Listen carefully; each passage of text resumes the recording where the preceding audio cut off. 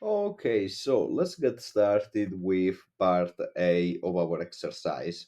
What is the acceleration during the first 20 seconds? Well, this one is clearly gonna be the derivative of the speed. So, derivative of the speed of our object on the interval 0, comma 20. Let's keep in mind that our function is a line on the interval 0, comma 20, so the derivative is going to be constant. Now, what is the derivative of our function in the interval 0, comma 20? Well, easy. This is the slope of our line, and the slope of our line is 16 minus 0 over 20 minus 0. So we